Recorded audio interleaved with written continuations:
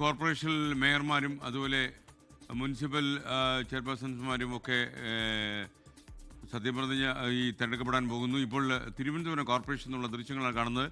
Pattoor Radhakrishnan V രാജേഷും കണ്ടുമുട്ടുകയാണ്. ഈ പാറ്റൂർ രാധാകൃഷ്ണൻ്റെ ഓരോ വോട്ടിൻ്റെ പിൻബലത്തിലാണ് BJP NDA തിരുവനന്തപുരം കോർപ്പറേഷനിൽ അധികാരത്തിൽ വരാൻ പോകുന്നത്. കണ്ണമൂല വാർഡിൽ നിന്ന് തിരുവനന്തപുരം കോർപ്പറേഷനിൽ തിരഞ്ഞെടുക്കപ്പെട്ട പാറ്റൂർ രാധാകൃഷ്ണൻ പത്രപ്രവർത്തകനാണ്.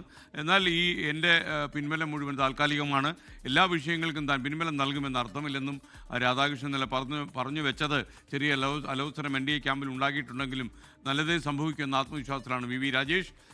തിരുവനന്തപുരം നഗരത്തിൽ കുറേയേറെ പ്രവർത്തന പരിചയമുള്ള ആളാണ് ഈ നിയുക്ത സ്ഥാനാർത്ഥി. നമുക്കിപ്പോൾ MG പ്രതീഷ് ചേരുകയാണ്. പ്രതീഷ്, കൂടുതൽ വിവരങ്ങൾ എന്താണ്?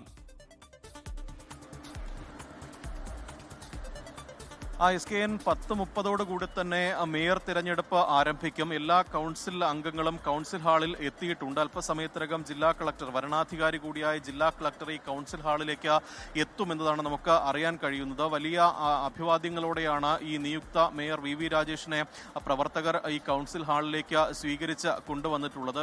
വി രാജേഷിന്റെ തൊട്ടടുത്തായി ഈ മേയർ സ്ഥാനത്തേക്ക് പരിഗണിക്കപ്പെട്ടിരുന്ന R ശ്രീലേഖ ഉൾപ്പെടെ ഉണ്ട്. ഈ മേയർ സ്ഥാനവുമായി ബന്ധപ്പെട്ട് ചില തർക്കങ്ങൾ, ചില അതൃപ്തികളൊക്കെ തന്നെ R ശ്രീലേഖയുടെ ഭാഗത്ത് നിന്ന് ഉണ്ടായിരുന്നു. പക്ഷേ ഇപ്പോൾ ഈ പാർട്ടി പ്രവർത്തകരൊക്കെ തന്നെ വലിയ ആവേശത്തിലാണ്. കാരണം ഈ ആദ്യത്തെ BJP മേയറായി തിരഞ്ഞെടുക്കാൻ പോകുന്ന ഒരു ദിവസം കൂടിയാണ്.